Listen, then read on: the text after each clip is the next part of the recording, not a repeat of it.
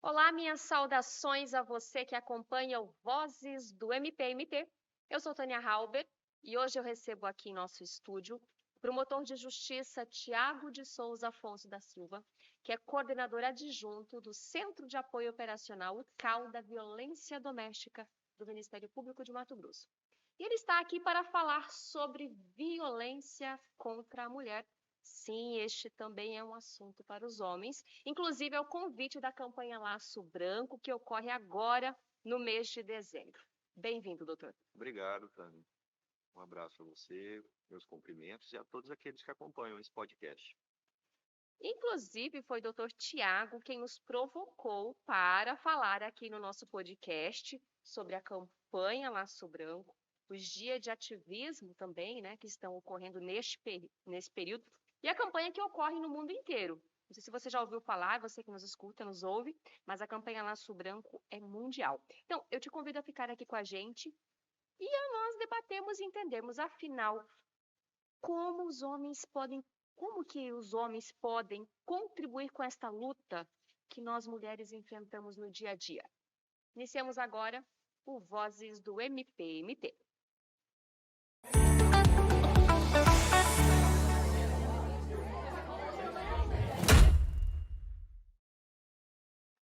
Eu inicio aqui, doutor, trazendo alguns dados da pesquisa Visível e Invisível, a vitimização de mulheres no Brasil.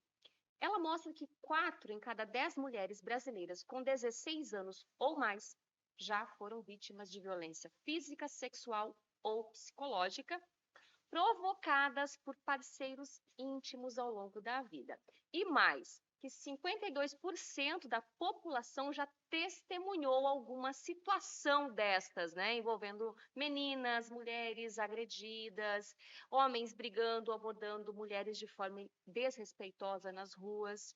São dados aí que chamam bastante atenção. Então, eu já inicio aqui trazendo uma situação que me faz, né? Esses dados me lembram aqui aquela máxima: em briga de marido e mulher, não se mete a colher.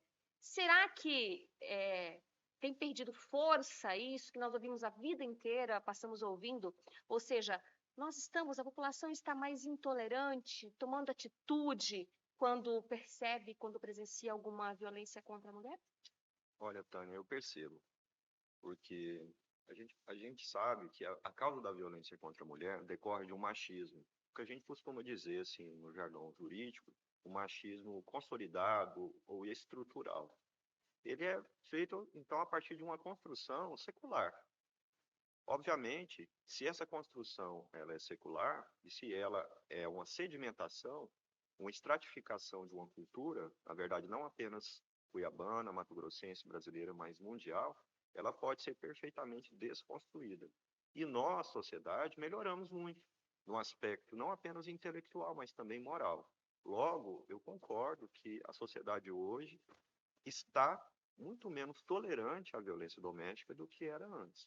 Basta afirmar, inclusive, que existem leis, inclusive de âmbito municipal, e aqui Cuiabá é um bom exemplo disso, que estabelecem que dentro de condomínios, por exemplo, qualquer vizinho, ao perceber a ocorrência de um ato de violência contra a mulher, ele tem por necessidade reportar isso e o próprio condomínio tem por obrigação levar ao conhecimento das autoridades públicas a ocorrência dessas situações.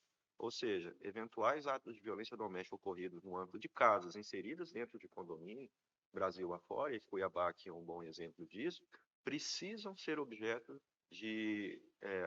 Esses fatos precisam ser levados ao conhecimento das autoridades. Ou seja, acabou aquele entendimento de que uma briga entre homem e mulher, em que eventualmente hajam atos de violência dos mais variados, é algo a ser cuidado e a ser administrado apenas na esfera daquela família. Porque cuidar e evitar que violência doméstica aconteça, nós estamos contribuindo para que haja paz na nossa sociedade, que é o que todos nós queremos.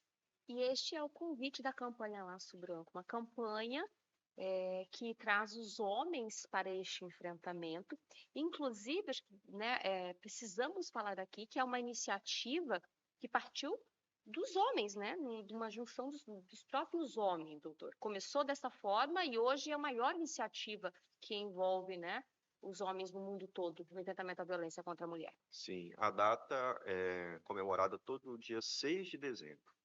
E por conta de quê? Assim como a Lei Maria da Penha decorreu de atos extremamente infelizes, né, das quais foram vítimas uma cidadã cearense, no caso a própria Maria da Penha, também a campanha do Laço Branco aconteceu a partir de uma tragédia muito grande, que se não aconteceu no Brasil, teve repercussão mundial e aconteceu no Canadá, na cidade de Montreal. O que aconteceu nessa data? No ano de 1989, um cidadão sob a alegação de que ele não gostava de feministas, ele praticou um atentado, atingindo 24 mulheres. Dessas 24, infelizmente, 14 vieram a óbito. E isso causou uma comoção, uma mobilização muito grande na cidade de Montreal, no Canadá e no mundo. De modo que, 2 anos depois, os homens daquela cidade, diante de toda aquela comoção que estava ainda instalada no país, resolveram fazer uma passeata. E naquela passeata eles diziam: olha, não vamos mais praticar nenhum tipo de violência contra mulheres e, ao mesmo tempo, não seremos mais tolerantes à ocorrência de nenhum tipo de violência. A partir daí, dessa passeata ocorrida, dessa mobilização no Canadá em 91, o mundo abraçou essa campanha e o Brasil também, sendo comemorada, portanto, nessa data. O senhor, né, faz uma referência, né, uma tragédia, e quantas tragédias nós continuamos a presenciar aí nos nossos noticiários, acordando com essas tragédias de mulheres que são vítimas, muitas até perdendo a vida. E o senhor falando, né, essa tragédia que Maria da Penha ocorreu, né, no Canadá, que a gente continua presenciando. De que forma, doutor, que nós podemos trazer os homens nesse enfrentamento, na ação, no dia a dia? Porque a gente ainda ouve, eu estou lembrando aqui de uma das falas, que nós, mulheres, somos culpadas, digamos assim, Uhum. quando mães não educamos os nossos filhos para respeitar as mulheres, mas sim para serem superiores. Ou seja, a mulher acaba sendo culpada por, para, de ser vítima, o que é muito comum em outras situações que a gente vê. Como realmente os homens podem agir, É, contribuir nesse enfrentamento? essa é uma fala assim machista, né? Existe uma tendência muito forte quando acontece qualquer tipo de violência, independentemente delas ser uma violência física, moral, ou uma violência política, independentemente disso, de a mulher ser culpada pelo mal que acontece contra ela mesma. Em relação às mulheres, o Ministério Público tem um trabalho não apenas de repressão, ajuizamento de ação, solicitação de monitoração eletrônica dos agressores, pedidos de prisão, processamento e busca da condenação quando ela se faz justa. Além disso, a gente oferece um acompanhamento ou faz a canalização dessas mulheres que têm o seu estado emocional comprometido para que elas possam passar por um acompanhamento também psicossocial, de modo que elas possam se enxergar como vítimas de violência doméstica e sair desse ciclo de violência. Paralelamente a isso também, a gente consegue viabilizar a inclusão dela em programas de capacitação, de modo que elas possam receber algum valor para que elas possam sair desse ciclo de violência, caso a dependência que aflige a elas, além da emocional, seja também uma independência financeira, seja uma dependência financeira. Eu digo isso por quê? Porque quando a gente age nessa questão, a gente está atuando em uma das pontas, ou seja, cuidando das mulheres. Agora, de onde vem, em 99% das vezes, os atos de violência? Vem dos homens. Exceção feita apenas daquelas relações homoafetivas envolvendo duas mulheres. Então, nós temos que cuidar Os também. próprios parceiros íntimos. Isso. Então, nós temos que cuidar também daqueles por meio dos quais a violência acontece, da fonte do problema, dos homens. E os homens, muitas das vezes, na verdade, de forma até inconsciente, repetindo padrões familiares que eles aprenderam, eles são, de alguma forma, também vítimas dessa situação, no seguinte sentido: muitos, a partir do momento que se conscientizam de que eles estão consolidando ou ajudando a consolidar um hábito a partir de uma cultura machista que paira sobre ele, e quando eles conseguem enxergar que é possível viver fora dessa cultura machista, que eles não são obrigados a repetir esse padrão que eles aprenderam com a sociedade e com seus familiares, um estalo acontece na cabeça deles, e eles falam: opa, eu não preciso fazer mais isso. Nós temos, inclusive, no Ministério Público, há alguns meses já, tem servido como sede dos grupos reflexivos para homens, promovido pela Polícia Judiciária Civil, que visa justamente causar esse despertamento nos homens. Porque muitos deles, ao final do curso, inclusive, dão o seu testemunho, dizendo assim: olha, eu agia dessa maneira de forma mecânica, pouco refletida, e no momento que eu me apercebi sendo um agressor doméstico e percebendo que eu estava envolvido nesse caldo, nessa cultura machista, sem eu perceber, sem eu ter essa consciência, imediatamente eu parei de agir dessa forma. E o senhor falando desse trabalho, né, desenvolvido com agressores, são os próprios homens que vêm falar com os homens, ou seja, um papo de homem para falar sobre isso. Sim. E nós acreditamos no poder que essa reflexão tem para causar. Existem, logicamente, aqueles machistas inveterados, aqueles que, mesmo tendo conhecimento dessa cultura, mesmo tendo conhecimento que eles repetem um padrão cultural indesejável e nocivo à sociedade, eles continuam agindo dessa maneira, numa escalada de violência que, infelizmente, pode chegar até ao ápice, um feminicídio. Mas grande parte deles despertam. E respondendo a sua pergunta, de que forma que os homens podem colaborar, de que forma os homens podem ser proativos ou efetivamente cooperadores nessa missão de enfrentamento da violência doméstica?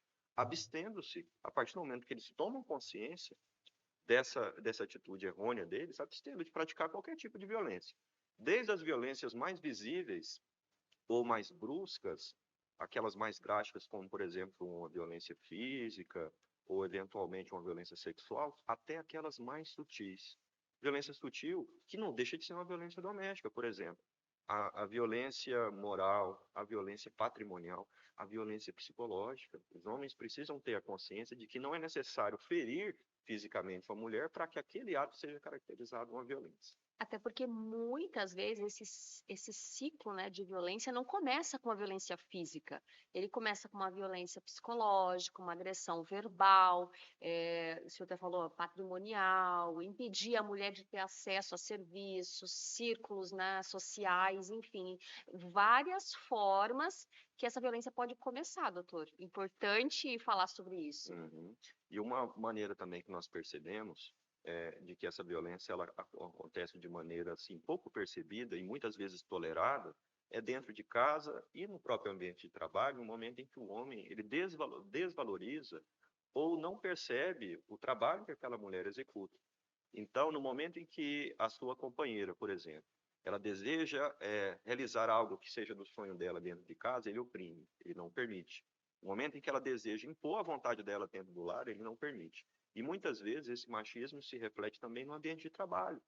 Quando o homem, por exemplo, através de comentários sem graça, de piadas infelizes, desmerece o trabalho da sua colega de trabalho, da sua colega que está lá. Então, é necessário que tanto no lar como no nosso ambiente de trabalho, a gente respeite a vontade da mulher de ocupar os espaços que ela bem entende. Outra maneira que muito importante, de alguma forma tem a ver com a indagação e a provocação que você fez, sobre a forma como o homem pode cooperar a erradicar a violência doméstica contra a mulher, através da educação dos filhos. Quem disse que só cabe à mulher ou à mãe, nesse caso, a educação dos filhos? E a educação dos pais, a presença dos pais, o companheirismo dos pais é muito importante. A partir do momento, por exemplo, em que o pai ele transmite a cultura que ele recebeu do lar anterior, onde ele viveu, dizendo assim: filho, você está aqui e a sua irmã, que muitas vezes pode ser até mais velha, está aqui nessa casa para poder servir você. Então chega o menino, por exemplo, do futebol, com a chuteira dele suja, ele larga lá o pai, em vez de pedir para o menino guardar, pegar a toalha dele molhada, ou fazer algum serviço doméstico, esse pai, por conta da cultura machista que ele recebeu, ele ainda não se despertou ainda. Ele diz que é para a irmã realizar aquele tipo de trabalho. Então, são papéis sociais que a sociedade impõe, que a mulher executa, que o homem execute, e a partir do momento em que, eventualmente, a menina, ou mesmo a mulher, a companheira desse cidadão, se rebela, aí aquele machismo estrutural passa a ser nocivo, porque a reação diante dessa rebeldia, muitas vezes acontece de uma maneira violenta. Então, a educação, transmissão de uma educação renovada, mostrando que homens e mulheres não precisam de ter papéis estanques definidos e que tanto o menino, a criança ou o adolescente dentro do lar, quanto a menina, eles devem cooperar com a harmonia do lar e com a organização do lar, a partir do momento a gente está dando um passo relevante para que a sociedade seja mais igualitária em relação a gênero e tenha mais paz. Doutor, é lógico que nós poderíamos ficar aqui muito mais tempo falando sobre cada tópico desse que o senhor trouxe, né? E daria um episódio para cada, que a gente percebe, né? Como o senhor disse lá no início, é possível, né? Reaprender, né? Sim, Reconstruir, sim. mudar esses padrões, né? Esses papéis que podem, que resultam, não É podem trazer uma resultam. reprogramação que a gente Uma busca fazer.